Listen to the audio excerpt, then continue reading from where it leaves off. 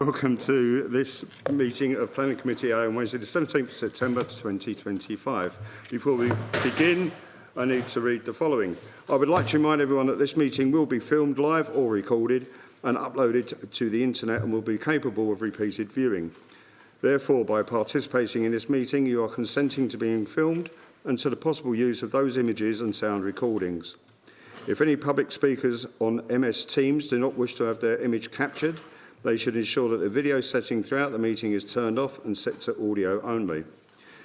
Members and public speakers are reminded to turn on their microphones before speaking and turn them off when they have finished. Thank you. Good evening. My name's Councillor Stephen Heather. I'm tonight's chairman for this meeting. To my left, I have Suki Dadbar from the Planning Department, and to her left is Amanda Apcar from the Legal Department. To my right is my Vice Chairman, Councillor Alan Lyon. To his right, from Democratic Services, is Gary Woodall. And to the far right is Natalie, who's dealing with the webcasting. Public speakers, you should have been briefed by Democratic Services prior to this, but I remind you again, you have 3 minutes to state your case. Activate the microphone before you start and turn it off when you're finished. Apologies for absence, please. Chairman, we have no apologies for tonight. We have a full house. Thank you. Substitute members. Thank you, Chairman. For item 8, Councillor Lisa Morgan will be substituting for Councillor Tom Bromwich. And for item 9, Councillor Les Burrows will be substituting for Councillor Tim Matthews, and Councillor Bob Church will be substituting for your good self. Thank you. Yeah, just to clarify, ward members on the committee cannot determine applications in their own wards. So what will happen as we work our way through the agenda, you'll see that members will change sides and replace each other so that it's not a ward member sitting on the committee. Declarations of interest. I'll declare on item 10, by virtue of the fact that the applicant is known to me as she is a fellow councillor. Item 10, it's my house. Thank you. Can I take that as a block booking that we all know the applicant? Correct. Thank you. Totally non-pecuniary. Thank you. Right. Agenda item 6, the minutes on pages 6 to 8. Can I sign them as a true record? Agreed. Thank you. Planning item 7 is the application Blunt's Farm, which has been withdrawn to allow highways to reconsider their stance, so we won't be hearing that. So we move on then to agenda item 8, which is planning application EPF/2576/24. Happy Grove Garden Centre, High Road, Thornwood, CM16 6LX on pages 39 to 75 of the agenda. Thank you, Chairman. Can everyone hear me? Sorry, yes.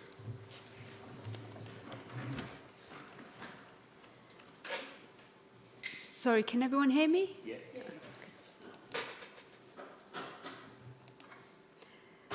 This application seeks outline permission with all matters reserved apart from access for the demolition of existing buildings, followed by the construction of a residential development of up to 65 new homes, alterations to the existing access, car parking, open space, including significant new landscaping and attenuation ponds. The site is located on land at Happy Grove Garden Centre and Elmcroft Guesthouse, and is located on the eastern side of the high road. The southern portion of the site falls, which is just covered in red here, is allocated within the local plan under Thor R1. The remainder of the site falls within Greenbelt.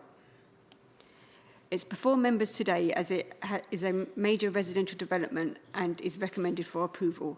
5 objections have been received and are listed in paragraph 8.2 on page 44 of the agenda. Concerns include lack of infrastructure, traffic congestion and harm to the character of the area. Since the agenda was published, we have received a response from Natural England who confirm no objection subject to the mitigation set out on page 51 of the agenda. This slide shows photographs of the site. The area within Greenbelt is classified as previously developed land. The volume of the proposed development is 669 cubic metres less than the volume of the existing buildings on the site. The proposal is therefore not inappropriate development within the Greenbelt, and as such is acceptable in Greenbelt terms. At the outline planning stage, only a limited set of plans are required to agree the principle of the development rather than the detailed design. These typically include a location plan, site plan, and parameter plans, i.e. the basic design requirements. Illustrative plans can be provided to show an example of what the scheme could look like, but it should be noted that all matters related to scale, layout, appearance, and landscaping will be dealt with at the reserved matters stage.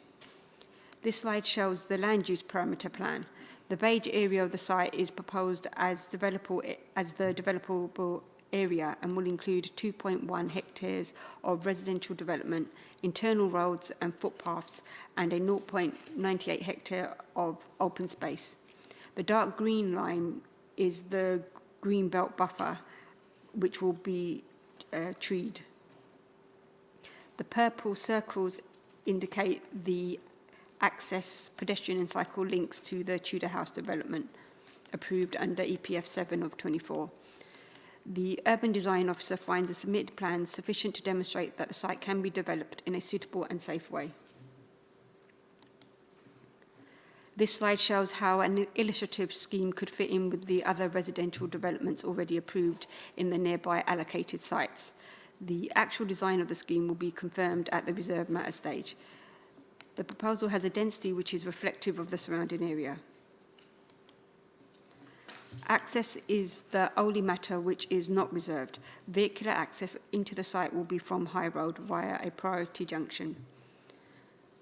ECC highways are satisfied that the required visibility displays can be achieved and that refuse trucks can enter and exit the site safely. The Highway Authority is satisfied that the proposal will not result in a significant or severe impact on the local or wider highway network. Parking provision will be considered at the reserved matter stage. ECC Highways is in the process of reviewing a traffic regulation order to reduce the speed limit to 30 mile per hour limit on the B1393 by 150 metres beyond Woodside towards Epping and up to the Cross Keys. This length is shown in green. This was triggered by the development at Rosario. The requirement will be secured by condition with the Highway Authority responsible for its implementation. Once it is implemented, pedestrian and highway safety will be significantly improved in this location. This slide shows the required Section 106 contributions agreed by the applicant. 40% of the dwellings are affordable. Early years education will be 116,936. Primary education is 465,368. Secondary education is 357,396. NHS contributions will be 133,380. Ambulance service contributions will be 19,087. Public transport provision will be 185,000. Libraries will be 5,057. Outdoor play equipment will be 10,536 pounds. Community facilities space will be 58,747 pounds. B&G monitoring fees are 11,823 pounds. FSAC recreational pressure is 22,296. FSAC air quality mitigation will be 21,775. There's also the provision of a 2-metre wide footway along the frontage and into the site connecting to the Tudor House development. A raised curb, flag and shelter with timetable frame, bus clearway markings and no waiting plate, and if possible a power connection to light the shelter when dark for both the existing northbound and southbound Upland Road bus stops located on the north of the site on either side of the high road. An employment and skills plan, management and stewardship of public open spaces. This slide shows an artist's impression of what the development could look like. There is an aerial view and views from the amenity area near the eastern boundary. Officers find the proposal is acceptable in Greenbelt and residential policy terms, delivers 40% affordable housing and provides sufficient infrastructure contributions.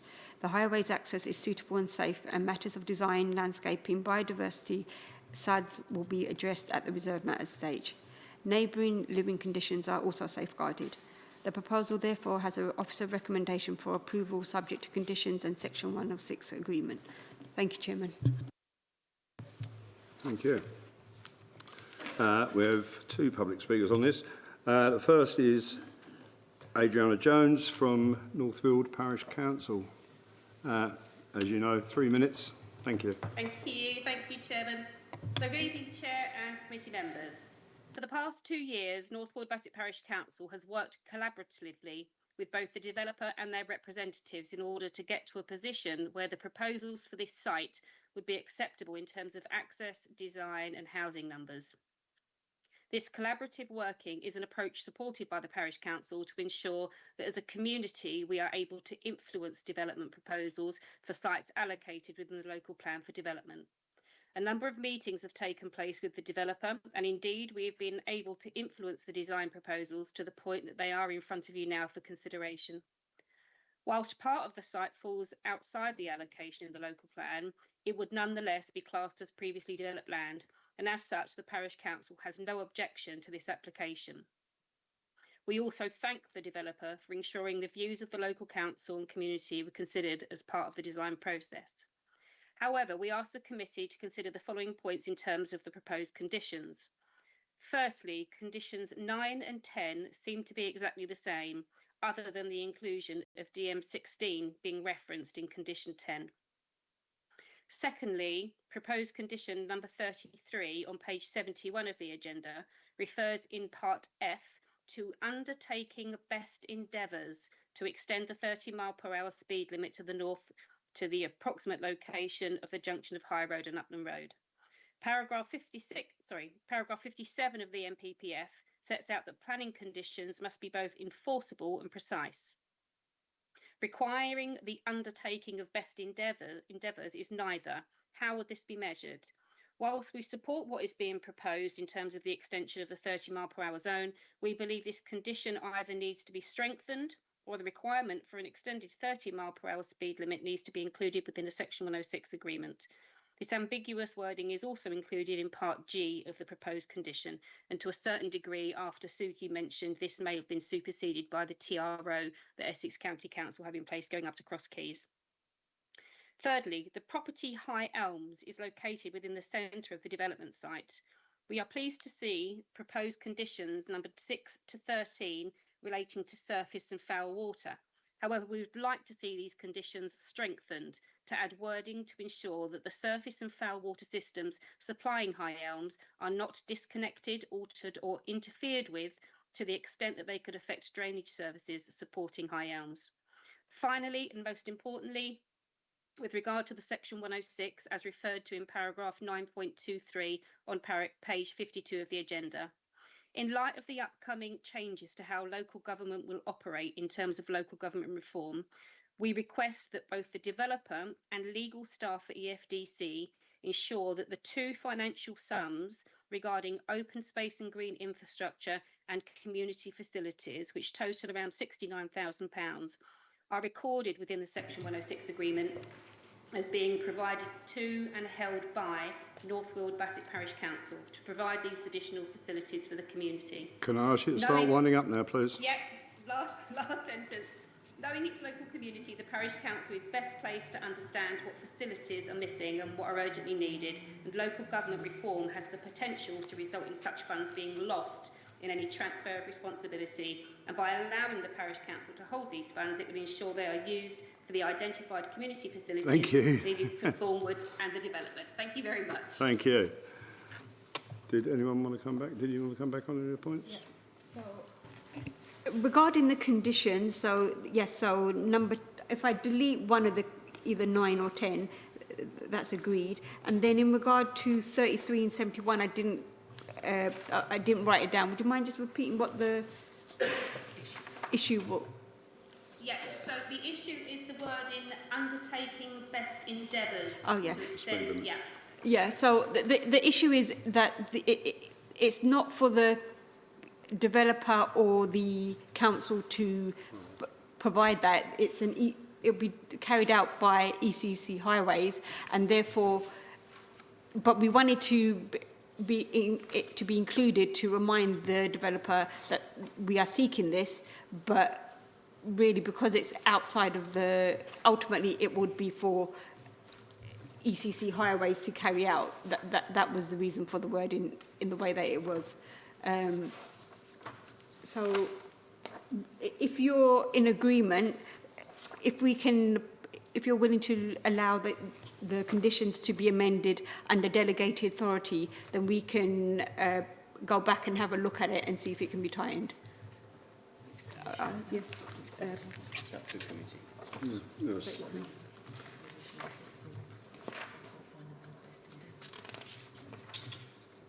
So that would be a decision for the committee to amend the conditions. Yeah. Read the conditions. Yeah. Just make sure we do.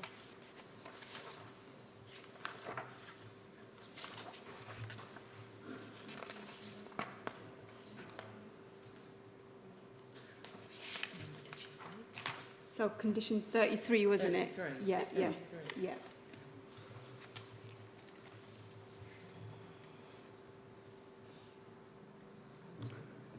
If you want to come back to that, if we want to propose those as amended conditions. Conditions, yeah. Right, thank you. To the microphone. And then we can include High Elms not to be disconnected in conditions 6 to 13. Thank you.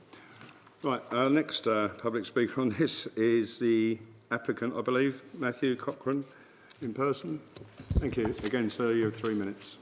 Thank you, Chair. Much appreciated. Good evening, Chair, members of the Planning Committee. Thank you very much for this opportunity to address you all this evening. My name is Matthew Corcoran, the agent, speaking on behalf of the applicant, who is a local developer working with the landowner to deliver much-needed new homes on the site.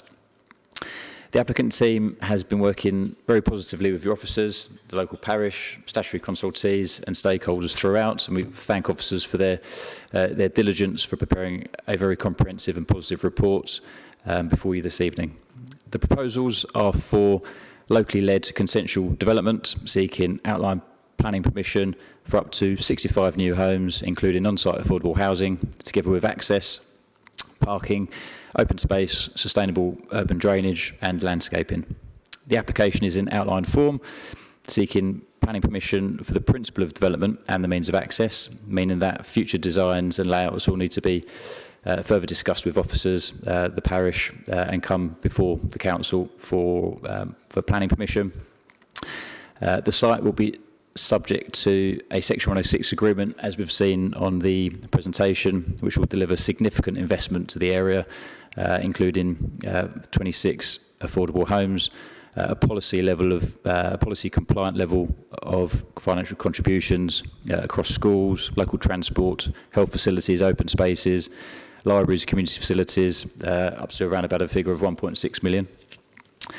We have no objections from statutory consultees, and we particularly take the opportunity to note and thank the Parish Council for all their comments, engagement and collaboration to help get us to this process. We thank them for that. The proposals will see the delivery of infrastructure improvements first. By example of that is the highway condition we've just touched on, 33, which requires those works to be done prior to occupation. Just in terms of that particular condition and that discussion, the applicant would welcome the speed limit extension.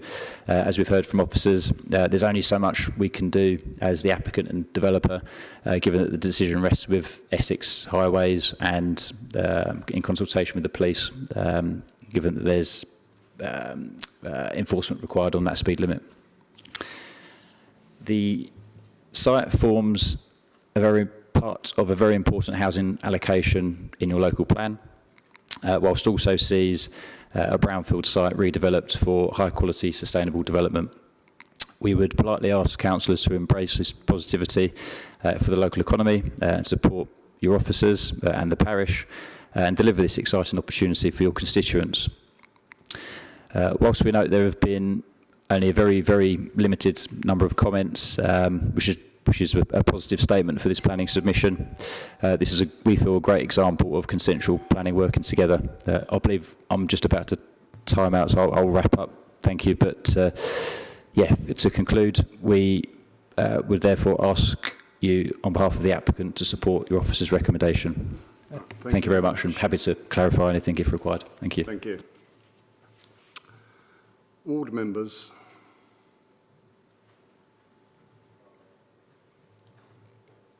Councillor Bromwich?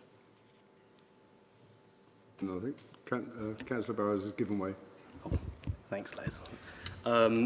Thank you very much, Chair. I'll try to keep my remarks quite short. I've written them down so to not forget anything. But as members know, the application that we're looking at is in Thornwood. It sits in my ward.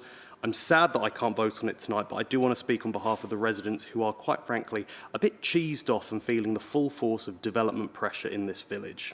This has no reflection on the developers, who I have understood have been thorough in their consultation with residents and the parish council. I must say I've not been approached by anyone regarding this project, but I do know that in the most part it has been proactive, which is always positive. Thornwood today has about 400 homes. With this scheme and the others already approved on this stretch of road, we're looking at almost doubling the number of houses in the space of a few years. For a village of this size, with no GP surgery, no shops, no pubs, pavements whose widths are legally non-compliant, overgrown bus stops at Rye Hill Road, and limited parking, that can be a profound and for many a scary prospect. Residents feel that their village is being asked to shoulder more than its fair and proportionate share. I know this site personally. It was once a pet shop. I remember buying my first 2 pet gerbils from there, but in looking at it now, and with it already having been carved into the Epping Forest local plan, the direction of travel is clear. This land has been allocated for housing. I can't change that, nor will I be naive to encourage any of you to ignore that reality. However much in practice I feel Thornwood is being pummeled by top-down decisions that will fundamentally and irreversibly change it. Residents have written to me with their very serious concerns, including fears of overdevelopment, the permanent loss of the village's character, insufficient healthcare and community facilities to cope with the new influx, increased traffic and pollution, and of course concerns about the green belt, the special areas of conservation and the lower forest SSSI. I do want to recognise some positives about this scheme. The 40% affordable housing is very welcome. We have, as a committee, considered some plans that have not quite met this, but here it is being met, and I think that's really important. And I'm also glad to see such thought being put into point 4A and keeping the site and surrounding area tidy and clean. I'm happy that this includes a construction management statement that includes wheel washing, measures to minimise off-site flooding and dust suppression methods. However, I would ask committee if we could possibly strengthen this point by requiring regular cleaning of the pavements immediately outside the site, say 10 to 15 metres to left and right sides. On infrastructure, additionally, there's one small point I would ask committee to consider and clarify. The £5,057 earmarked for libraries, could we potentially look at making sure that that all goes to the parish library in North Wilbashlet and not divided between various libraries? So I'll make those 2 points. And I think the most significant aspect is, as has already been outlined by the officer and by our fantastic parish council, is that this application must come with the assurances of road safety. I'm incredibly glad that this has been included. I don't think you could do a development in Thornwood and not even mention it, specifically the speed limit along the high road. And I must say that this speed review from Essex County Council feels a bit like jam tomorrow, a promised benefit that never quite seems to materialise. And it's sad none of us in this room can do this, and instead it's entered that glacial process that we're all familiar of at County Council. So I support Adriana from the Parish Council comments on strengthening that, so I'd ask Council, the committee, to consider that as well. So finally, in practice, I don't fully support this development. I think Thornwood is being pushed beyond what it can reasonably absorb, but in reality, it's in the local plan, and it will pass one way or another. So I simply wanted to voice the concerns of the residents, offer every possible safeguard for the people who live here now, and every possible improvement for those who will be moving in. That's what Thornwood deserves. Thank you. Councillor Myers. Yes, thank you for the chance to speak. Okay,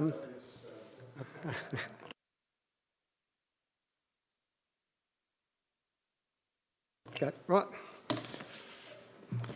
I can speak, right. Yeah. I follow up on mostly what my fellow councillor has said, but I think it's been going on an awful long while, and I'm glad to see tonight that those little points, particularly like Adriana made, has been taken on board, because it, you know, so often you feel like there's all the bits and pieces there, but when it finally comes to it, they don't appear. So yeah, I would also say though, this is particularly for Thornwood. I know it's Northfield Bassett, but this is Thornwood and it is a village and it needs to continue that way, and hopefully it will. Thank you.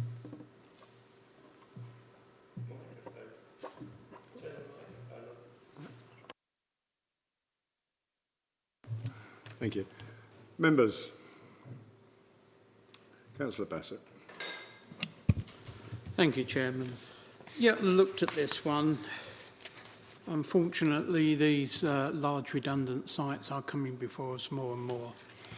Now, I did have a couple of questions. I was a bit concerned about the entrance. Can we tell us how wide the road is leading in? Because there's going to be that many houses, there'll be lots of traffic both ways, and is it wide enough? So a transport statement was submitted with the application, and the Highways Authority found that the access was wide enough. I would need to measure it. I would need to look at the plan again and measure the exact width. Would you want me to do that? No, just show us the plan. Yeah. Okay. Shall I just show you the plan? Do you want me to raise my other point as well while we're measuring? The officers watching, looking. Yeah, the other one was said about comments, and Essex Highways was happy and were reducing the speed. But one of the things I did notice there, and this is following on from safety, is North Essex Parking Partnership actually then said the main entrance to development, as well as all junctions and turning points where any form of parking is considered to be inappropriate, to be adequately restricted with a minimum of double yellow lines. I haven't seen any of that in the condition that any work will be done with the NEPP to actually meet that. Sorry.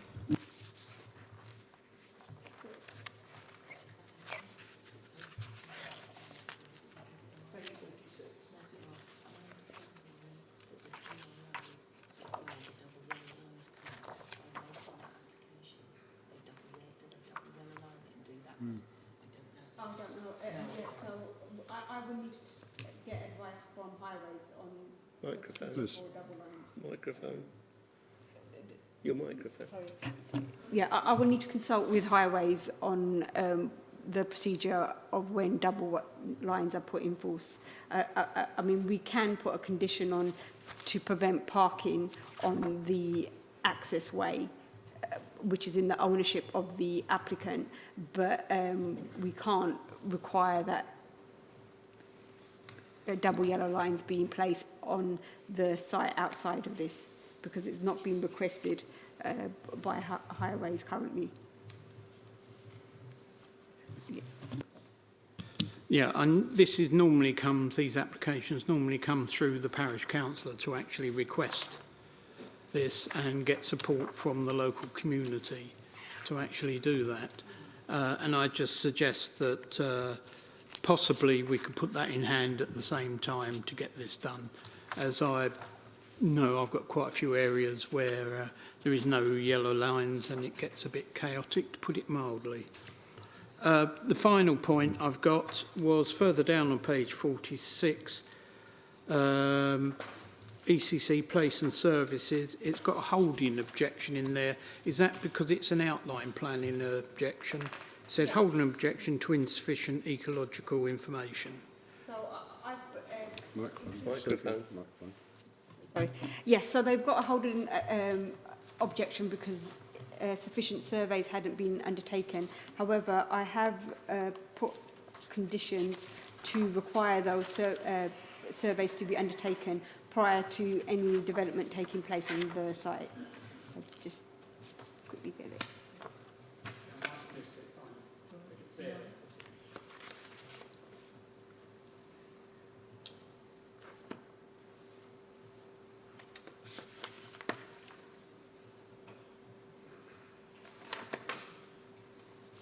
Yeah, so condition 14, the number is, it's on page 64, and it's just at the top.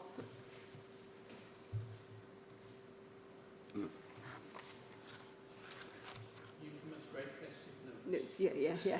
So that should address that issue.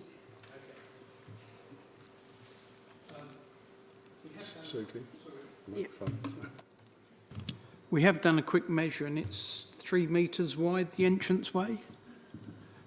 I just need to quickly measure. If you just give me 2 minutes and I'll quickly bring up the Can we plan. come back to the reply to yourself?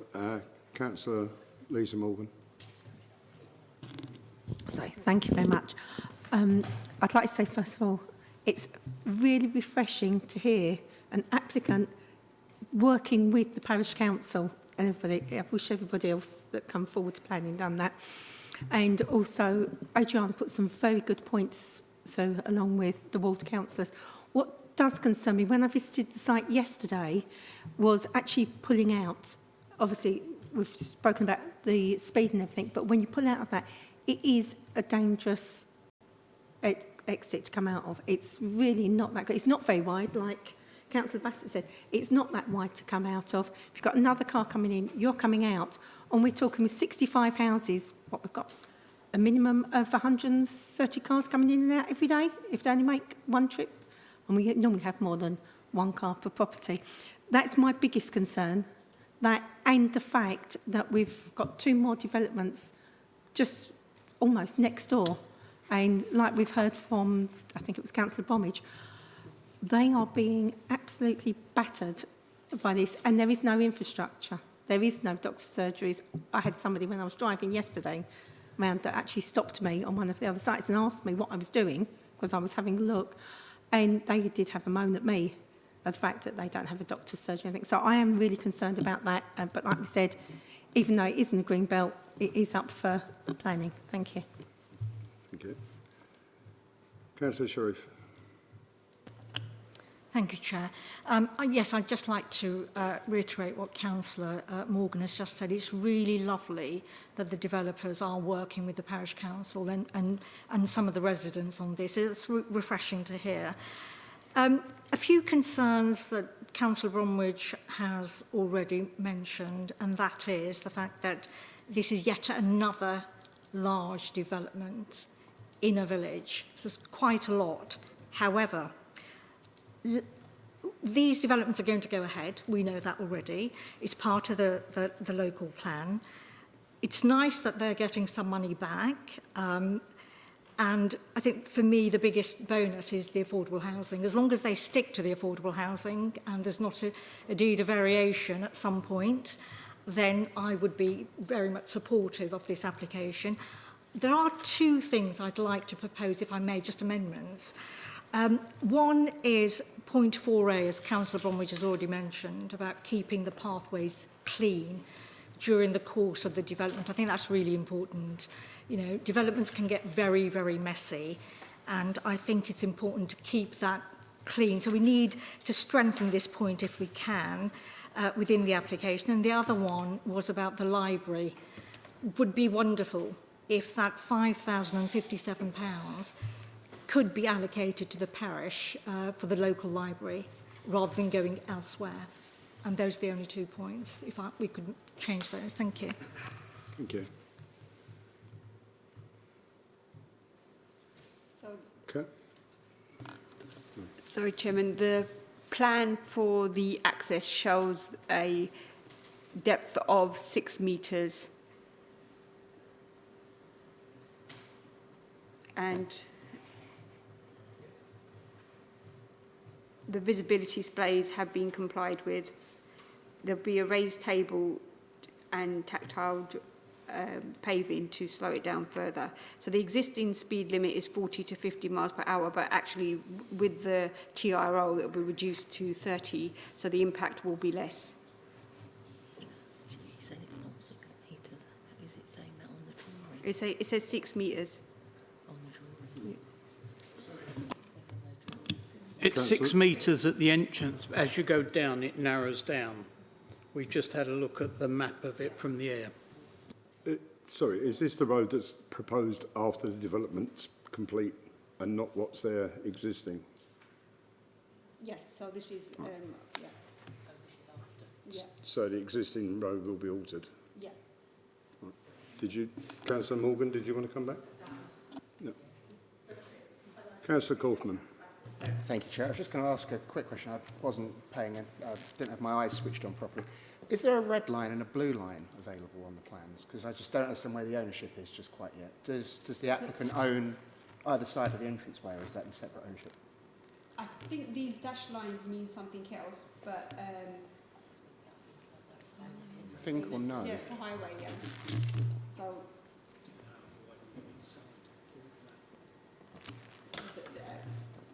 I'm not sure about the ownership. I don't, on the location plan, it's not shown in blue, so, but the dashed blue line shows the highway. Yeah, I still have. So the question I've therefore got is, it seems that the plan that's up there looks wider than what it is in reality. So what my question was is the proposer going onto land that's actually outside of the ownership of... and if we don't know how wide the applicant... No, because they can only apply for what's within their ownership. So... Yes, I'm asking, I'm asking, are we going to grant consent for something that's actually someone else's land? Can you turn that? Could you repeat that with the Sorry. microphone? No Yeah, sorry. The applicant is indicating it's no, they own the land. The issue is they can apply for planning permission on somebody else's land if they've served the correct certificates, right? So what we do is we are dealing with the application in front of us for planning issues. The land ownership is irrelevant in this instance. Well, if they haven't served the correct notice.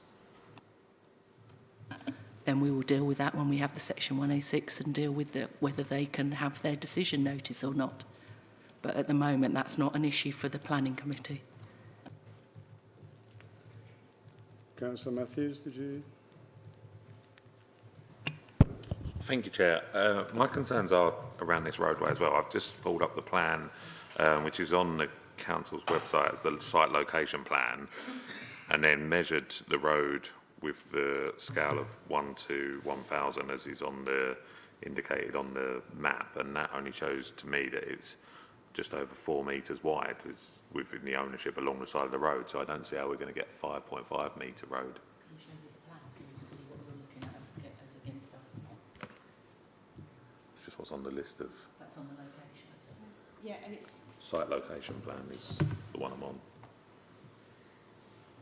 So... Just while you're looking at that, my concern is really just on the accessibility. Obviously, the point of, and you know, one of the positives of the scheme is, you know, people being able to have access to a bus, access to the village, access to community services and everything else. So we're going to obviously assume and promote, and I'm sure the developer is promoting the fact that people living here can easily walk to local facilities and use public transport. So if someone's going to be walking up and down that road, have provisions been made that they can safely do so and still have two vehicles coming in and passing by each other. That's what my concerns are around. Thank you. So the Highway Authority have said that, yes, you can do that,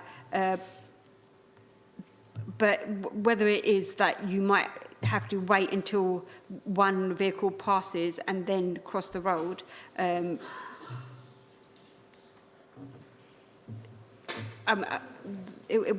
would have to defer to the Highway Authority to be able to answer that question. I don't think I can.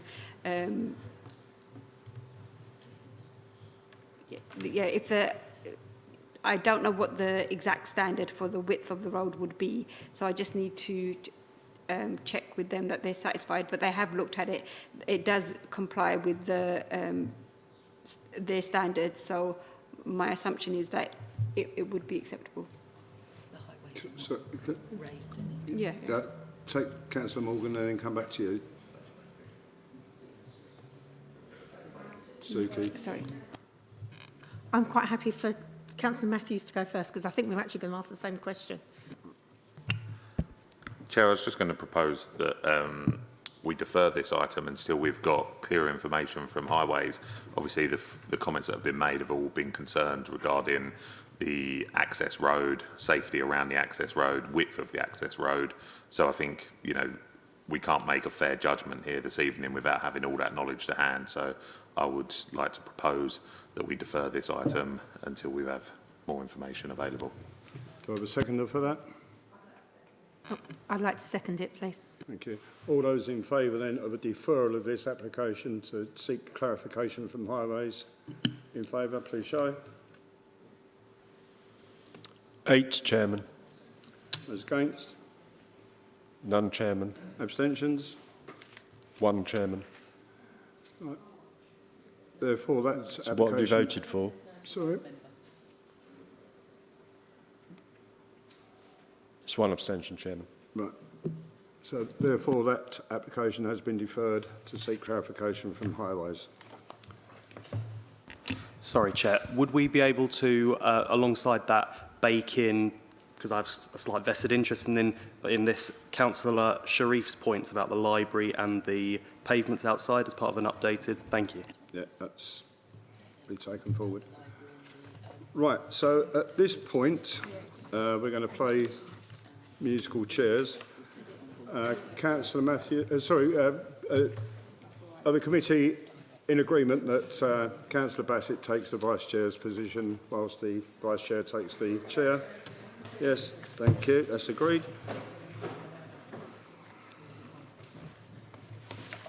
I'll take that. You've got your bits of paper, haven't you? I'll take that. Take whatever you wish. That's it. You take me speakers, you leave me. Sweet. No one like, yeah, definitely. There you go. Do you want to take your book with you? No, that one can stay here.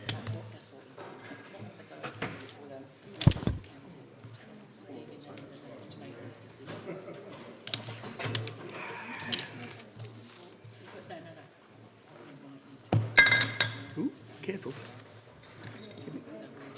Just put it in front, don't worry.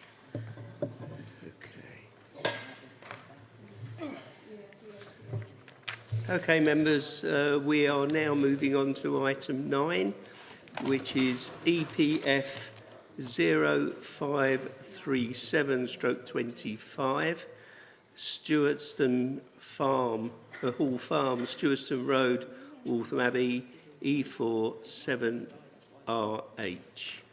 And I will hand over to Suki to take us through that application. Thank you. Oops. Oh, sorry. Thank you. Just get my screen ready.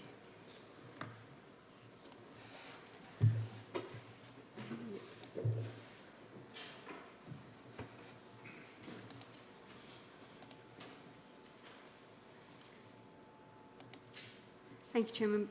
Before I start this presentation, for avoidance of doubt, I would like to alert members to paragraph 3.6 on page 87 of the agenda. It should state 2.4 metres high fence and not 2.5 metre fence. This application seeks permission for the demolition of 11 buildings along with associated works, additional landscaping, B&G enhancement and infrastructure works, extensions to Unit 2 to be used as a tool and plant hire business, and the retention of Unit 5 as ancillary office storage under the sui generis use class. The site is located on the western side of Stewartston Road and is in Greenbelt. It is outside of a conservation area. The land surrounding it was surrounded by blue is in the ownership of the applicant, but outside the application site. The site lies within the Lee Valley Regional Park and is bordered by fields, local nature reserves and woodland. You can see the residential, just get my pointer. You can see the residential on Butler's Drive. It's before members tonight as at least 5 objections have been received by neighbours and Waltham Abbey Residents Association.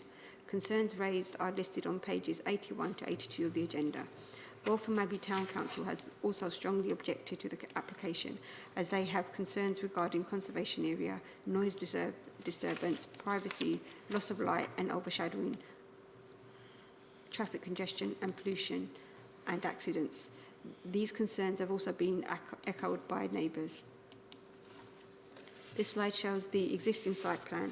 The area for the proposed development is currently a mixture of employment uses, including B2 and B8 storage uses.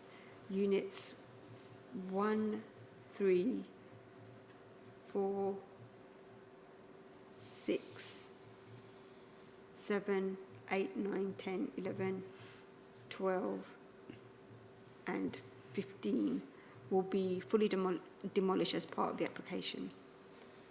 The majority of the site is covered in hard standing. You can see the footpath between the application site and Butler's Drive. This slide shows the photos of the site.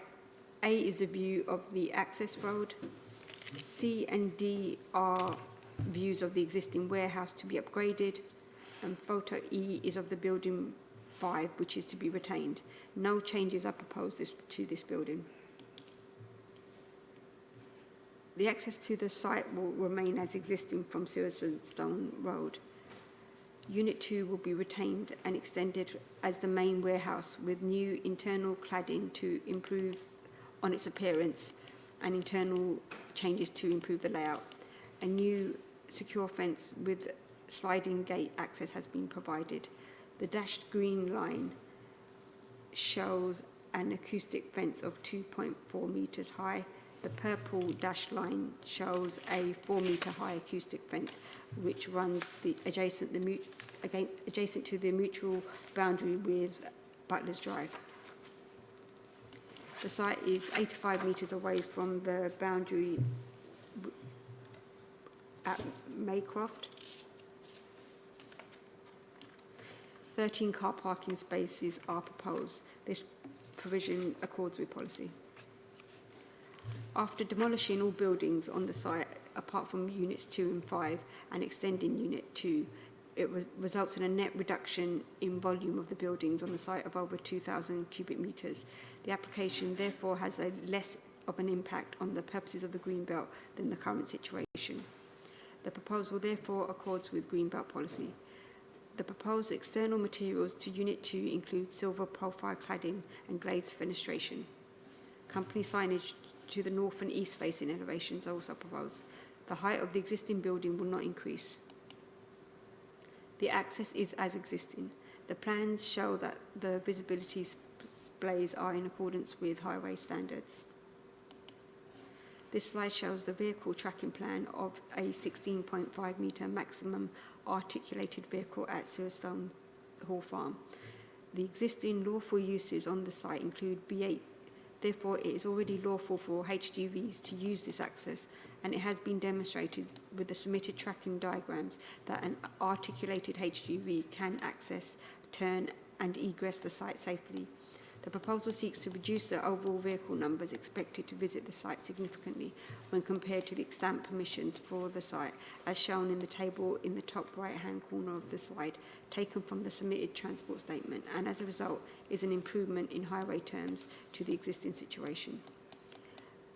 The site directly accesses Silverstone Road, a priority 1 route in the highway network, and has sufficient visibility in accordance with standards contained in Manual for Streets. It's for these reasons that the Highway Authority consider that the proposal will not be detrimental to highway safety, capacity or efficiency, and as such, refusal on highway grounds could not be justified.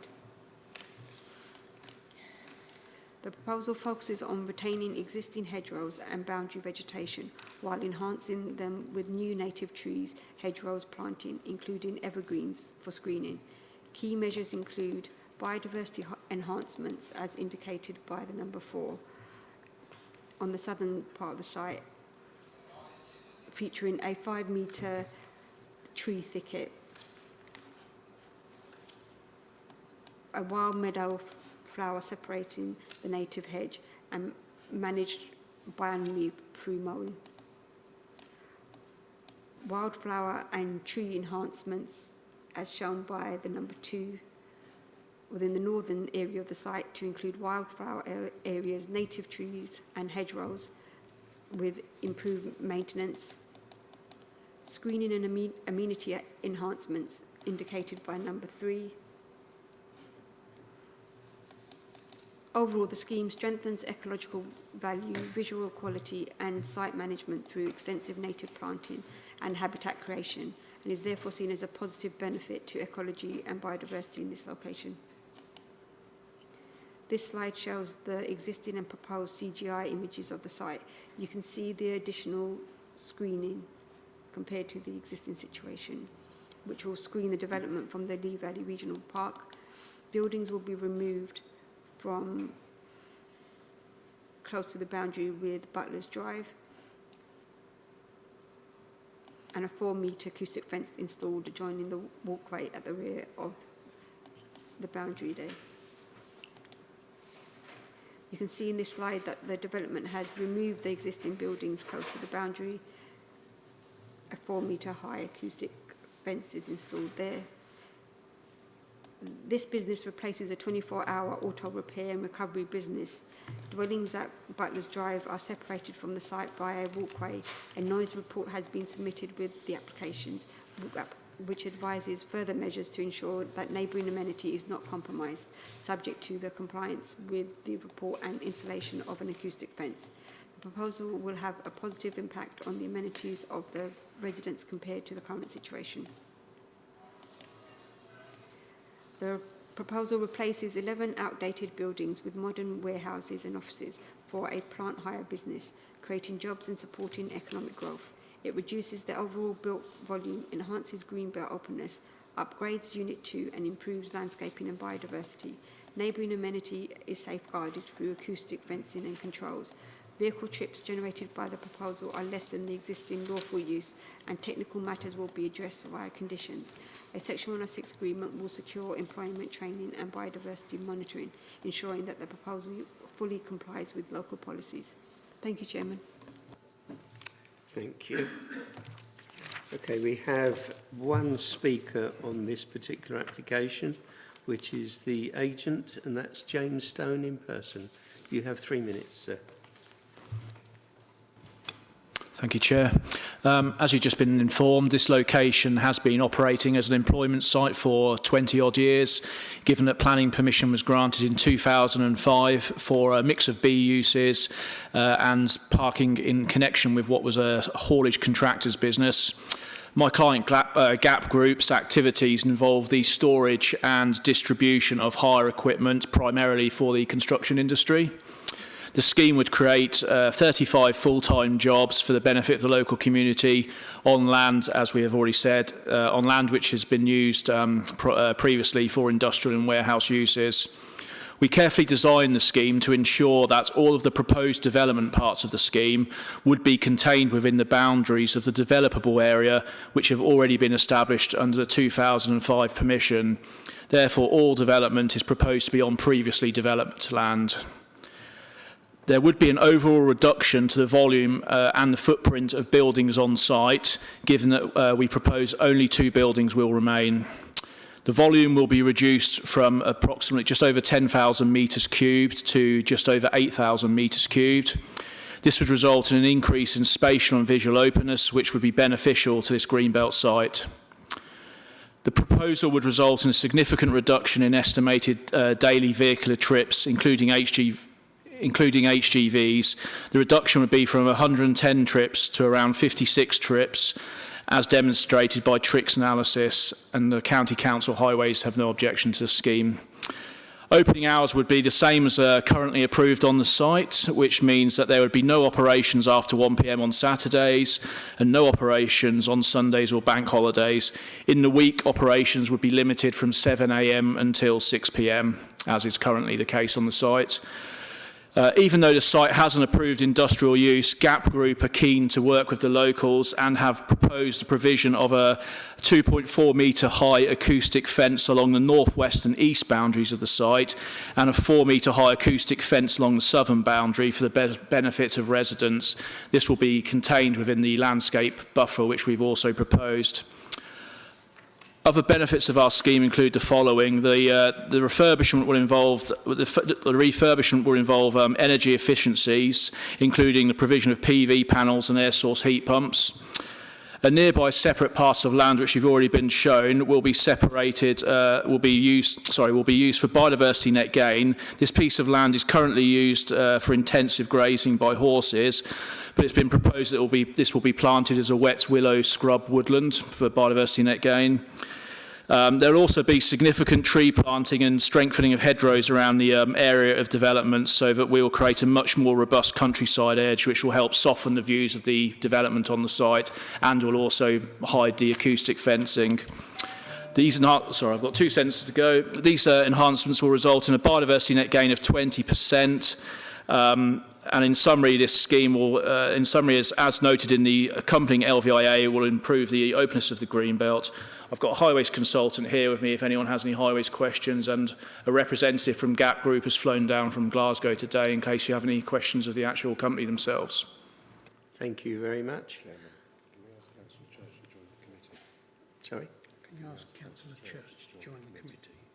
Councillor Church has joined the committee.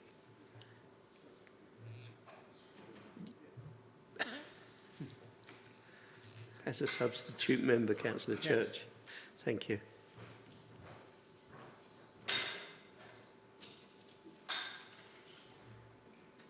Okay, so we can now go over to ward members. So, Councillor Heather, Councillor Matthews, Councillor Heather first. Thank you, Chairman. Yeah, I actually attended the Town Council meeting where this was discussed, and I had very serious concerns about this. The main objections that seemed to be raised by residents was the noise, the dust, the vehicle movements, the dangers on that highway, Silverstone Road. But having attended the site visit, I found the site to be very well maintained, very well run, and also the reassurance was given that the largest vehicle that actually goes in and out of there is a 16-tonne lorry.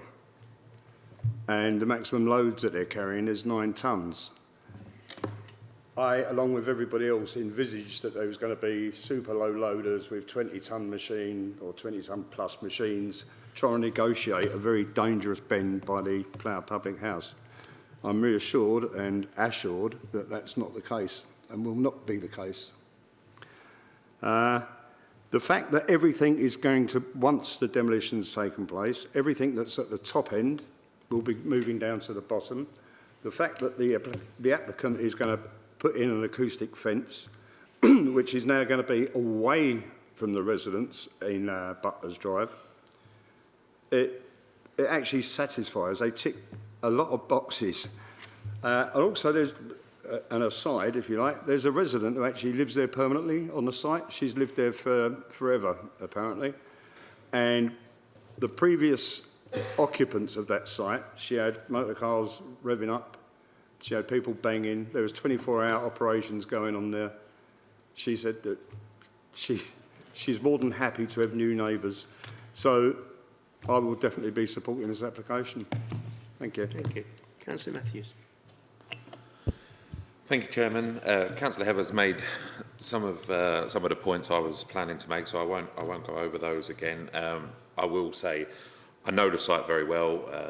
I know the uses that have gone on there for the last 20 years at least, and can concur with Councillor Heather and his recollection of his conversation with the resident there that, you know, there's been a lot of businesses there, from motor cars to, you know, I think joinery firms. There's been a lot of activity there. So actually one company having the whole site and running it, I think is going to be a positive. I think the design and everything they've proposed has mitigated all of the concerns around highways. And when looking at the application, you know, obviously as soon as you see a large application like this for a development thing, you sort of instinctively think, well, this is not going to be good for local residents. But then going through it point by point and realising, you know, that everything complies with policy from what I can see. The only thing I think that could benefit it is where the applicant has already stated they would do a 2.4 metre fence along part of the section and then raise into a 4 metre fence along the southern boundary, which is closest to the houses. I do believe it would benefit from just being 4 metres all the way round, because with the best will in the world, how things are designed now, and machinery may be positioned in one side of the yard, you know, things can change, you know, within the site itself. I'm not suggesting the use will change, but what I'm saying is obviously location of machinery, location of vehicles, and I think actually it would be beneficial to the neighbours, both on the northern and southern side, to have a 4 metre acoustic fence the whole way round, just as extra assurance that they're not going to be disturbed by noise levels, because really that's the only thing that I can see that does cause concern is going to be the noise volumes. I also would have raised the point around the opening hours, but looking into the planning policy, the hours were already there on the site, so I don't think we've got any grounds really to alter those. I would imagine most heavy vehicle movement will have ceased before 6 p.m. anyway, so logic would dictate that we probably don't need to change that too much. So yeah, I would be supporting the application rather this evening, but I would ask members to consider the condition around the height of the fencing to prevent disturbance to all surrounding neighbours. Thank you. Thank you very much. Before I hand over to members, it's worth saying that myself, Councillor Cohen and Councillor Heather did a site visit on Monday, and it is quite encouraging to see the way the site has been developed.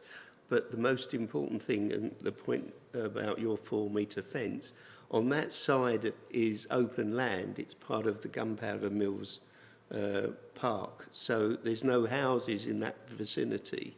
And what they were installing there was 2 washing bays. So at the moment, I'm not sure that it's justified to put a higher fence in, but we can certainly consider that. Councillor Matthews. If I could just come back on that point, Chair, thank you. My concern is obviously washing creates quite a bit of noise as well. You know, obviously pressure wash is going to be high-powered pressure washers. I recall an application we discussed at this committee, a similar site in Harlow, or on the boundary of Harlow, and we had exact same concerns around washing and noise travelling. Obviously, with an open space, it's not going to directly affect a house, but obviously noise will travel, and I think, you know, it's for the committee to discuss, but it is my opinion that 4 metres around the whole perimeter would be far better. Thank you. Thank you very much. Okay, over to... Sorry, oh, Suki, did you want to come back on something? The survey was done in terms of the impact on the nearest receptors in terms of residential properties. There isn't a need in terms of the BS standard to look at open fields. It's for members to decide if they feel that there should be further insulation from walkers from the field or the equestrian use that adjoins that site. Okay. So members. Councillor Shree. Thank you, Chair. I think the fact that there's a resident on site and she's welcoming this development, I think that's a winner. You can't argue with that. She's on site and she's happy with this. Highways concerns have been met, so happy with that, and noise and dust points have already been addressed. I would concur with Councillor Matthews about the fencing. In an open space, noise does travel. So I think a higher fence along the way would be better. How high, I don't know. I'm not an expert, but I do think a higher fence would be better. Thank you. Thank you. Councillor Bromwich. Thank you, Chair. Probably not too related to the actual development itself, more to the, you mentioned the wildflower meadows and the trees. I was just wondering what stage of life will the trees be in when they are planted, and who will actually maintain the wildflower meadows? Because I've seen it so often before. You plant very, very young trees as saplings in the ground in their plastic tubes, and then no one maintains them, and then it just looks scruffy and tatty and the plastic goes everywhere. And additionally, with the wildflowers, they need semi-regular maintenance, and I see it says there's a maintenance plan in there, but again, what are the arrangements for maintaining the wildflowers, just again so it doesn't look tatty? So they've agreed to enter into a Section 106 agreement for biodiversity net gain, which requires monitoring at 5, 10, 15, 20, 25, 30 years. And so we would be monitoring them, and the developer would be required to provide that. So they would need to submit, under the Environment Act, they've got a legal duty to provide that, so it will be provided. So that the area to the south of the site shown here, that is all earmarked for B&G. Yeah. And in terms of the age of the trees that are going to be planted? So that would be controlled by condition. At this stage, I don't know what the age of the... Thank you. Okay. Anybody else got anything? Councillor Kaufman. Thank you, Chair. I was just going to add to conditions 24 and 25. I was just going to add in the dreaded word asbestos, because I'm just conscious there's quite a bit on site there. So when the site's demolished, or in advance of it being demolished, a proper report is made of the nature of the ACM materials on site. That can be added. We can put an informative on correct procedure in removing asbestos from the site. Would that address your concerns? I think you can put it in as a condition. I've had it on my own applications. I can include it. So at least, you know, so we know what it is. You know, we wouldn't want them charging in with a crushing machine if it's, very nasty stuff. So, any other comments? Councillor Bassett. Councillor Matthews. Councillor Matthews. Chair, if I may, could I ask the planning officer to bring up the aerial vision and provide the committee with the measurement from the development to the residence buildings at Horse Lane? I've measured it at 90 metres. So when we're talking about noise going over open space.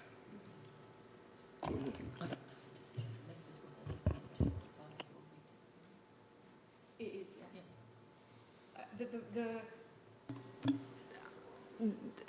When the acoustic report was submitted, the only receptors that were sensitive were close to Butler's Drive and the Maycroft, but I can have a look and see what the distances are.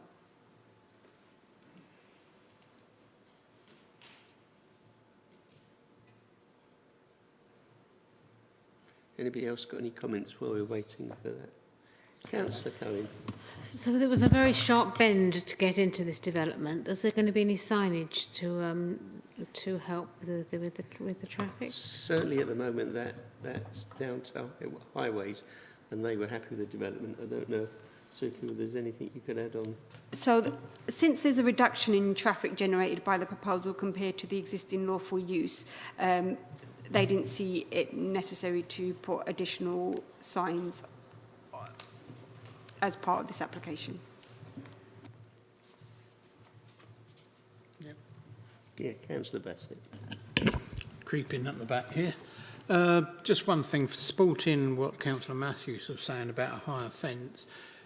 We were talking about the houses and noise to the houses, but if they're putting in a wildlife thing there as well, and it's only a short fence there, the noise will disturb that wildlife. And if you're trying to create a wildlife environment, the last thing you want is a noisy environment. So therefore, I would propose that we do put the 4 metres round just to protect it. I've been near a plant hire place before and it can get quite noisy, especially first thing in the morning when you're starting machines up for a first time in a little while. There's a lot of diesel and God knows what else goes up in the air till they've warmed up a little bit. So I would like to propose that. I'm not sure. I think it was a wildflower meadow, wasn't it? I wasn't sure if it was.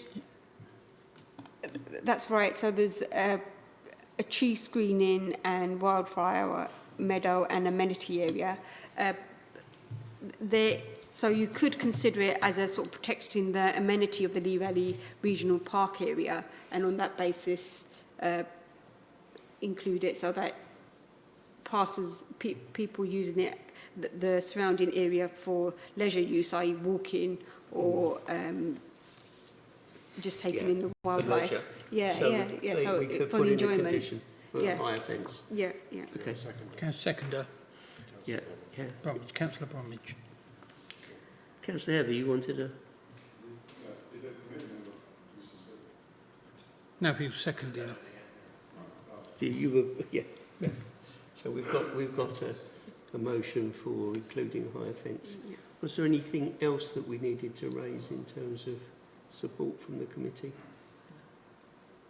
It was just the Changing fence. condition? It was just the fence. It's just the fence. Yeah. Councillor Heather wants to say something. Sorry, Councillor Heather. Oh, sorry, that's me. Suki. That's me. Thank you, Chair. Yeah, I know Highways have put in no objection, but having used that road quite often, which again was one of my major concerns of a heavy vehicle turning out of or onto that site. Essex Highways would help a great deal if they'd done some hedge cutting along that bit. Travelling southbound, you're unsighted until you're practically on top. You're almost opposite the pub. There is a sign there. It is a 30-mile-an-hour speed limit. There is a sign there for a staggered junction. I think it could also benefit, though, if it had a sign up there saying that vehicles were emerging, if we could have a word with Essex to see if they could put another road sign up. I can put an informative on the application for the applicant to contact ECC Highways to see if that's possible. Sorry, is your mic on? Yeah, so I can put an informative on the decision notice to ask the applicant to contact ECC Highways to see if that's possible. Obviously, it's not in our control though, but we can just ask. You can certainly put a recommendation Yeah, in to do that. Okay, are there any other issues to be raised? So do we need to vote on those? On the change. On that change? So, Councillor Heather. Thank you, Chair. Yeah, as I say, I'm aware that there's a 30-mile-an-hour speed restriction on that road. Having used the road myself, I know it's very rare that anybody actually stays to 30 miles an hour. Is there any way we can actually monitor the speed on that road? Sophie?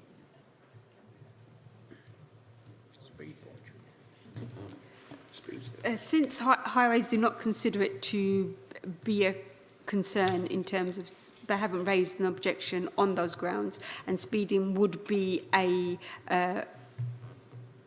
criminal offence, it would be outside the scope of this application to control that. In this instance, given that the level of traffic is less than the lawful use, I would say it wouldn't be required in this instance. Councillor. So we were standing outside that junction for about 20 minutes, and there was the cars were going cars and lorries were going extremely fast. And opposite us at the pub, there was some flowers where someone had been killed on that junction as we were standing there. So I do think perhaps Highways should come along and have a site visit and see what they think about this 30 miles an hour, because they weren't going 30 miles an hour at all. Thank you. Yeah, I'm not sure Essex would come along and do a site visit, but we can certainly refer it to Essex, to the Safer Essex Roads Partnership, and they can certainly investigate if there are any speed issues. And potentially... Sorry? Councillor Sharif. Yeah, Councillor Sharif. Thank you, Chair. Do we have a number of fatalities or number of accidents that have happened there? Because that would obviously...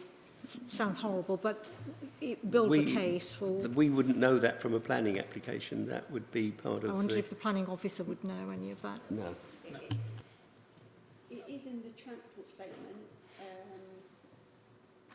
It is in the transport statement. I'll just quickly get it. I think there was one from memory. Councillor Matthews. Yeah, Councillor Matthews.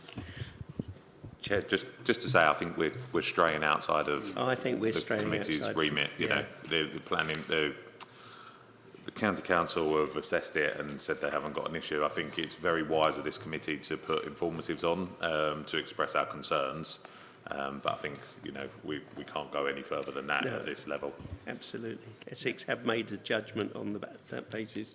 We can actually refer it back, but was there anything else that we could add?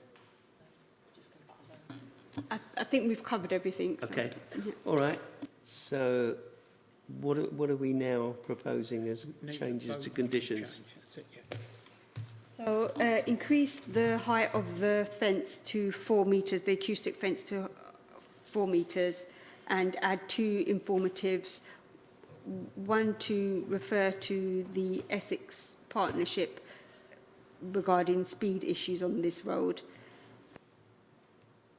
That's it? Yeah. So can we vote on that? So we want a proposer for those? Sorry? And the asbestos. Yeah. So can we have a proposer for those amended conditions? Sorry? You'll propose. So Councillor Sharif seconds it. So can we vote on those conditions? All those in favour of those conditions? Unanimous, Chairman. Thank you. So there's no abstentions and no against. Thank you very much. So those conditions are added to the statement.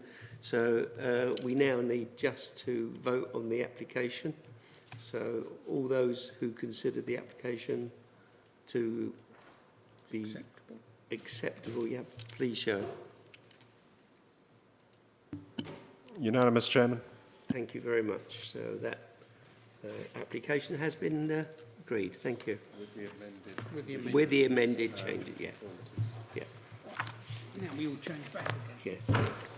So we all change back. Thank you. I can go back. You can go back.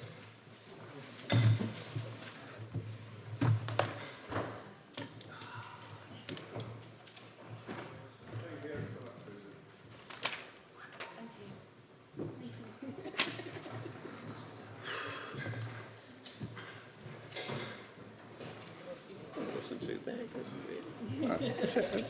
So all the problem is, that's what I was trying to say, refer it up the road to them partners, the Essex Partner Partnership. Save the roads.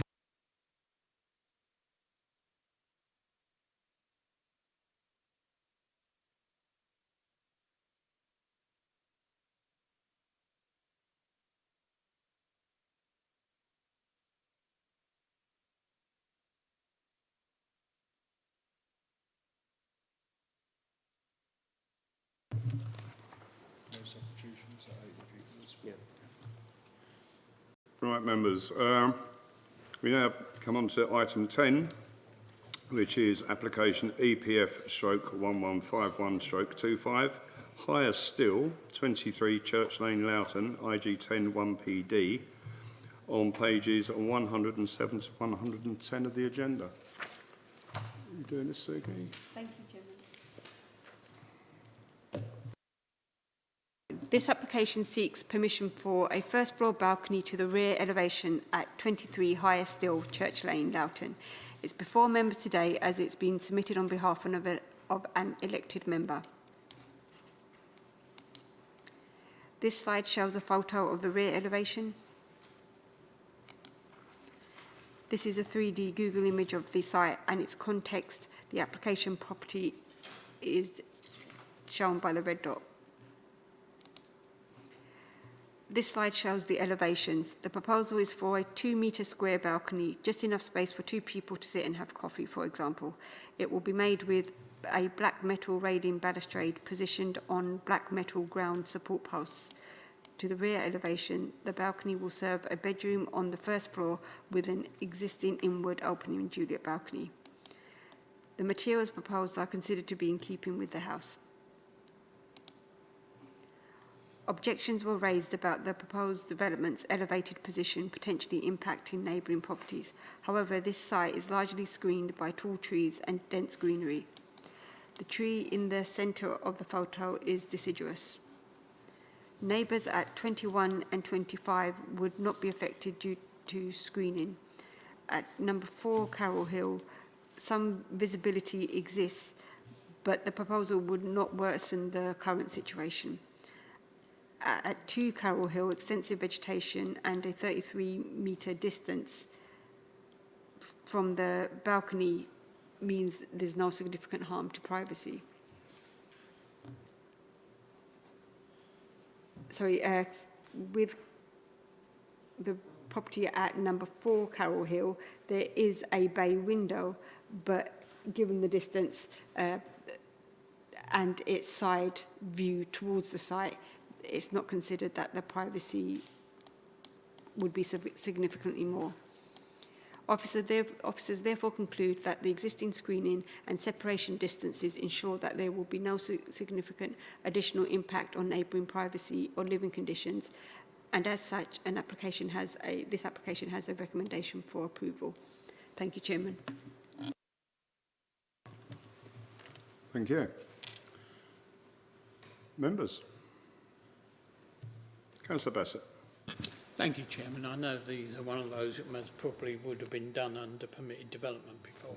But if you work it out, the overlooking factor, there isn't one, because if they look out their windows on the first floor, it's exactly the same view. So I cannot see any overlooking issue at all. Yeah, just echoing what Councillor Bassett said, we did do a site visit on Monday to look at the application, and you know the balcony is going to be probably 2 foot further forward than the actual window that's there now, so it's no more detrimental than the current situation, and you could just about see the house on the right hand side, but it didn't seem to be a particular issue. The vote. Right, then, members. The officer's recommendation is to approve with conditions? Yeah, approve with conditions. All those in favour of approval? Unanimous, Chairman. Thank you. That application is therefore approved. Is there any other business? No, Chairman, there is no other business. Thank you. I therefore close this meeting at 20:23.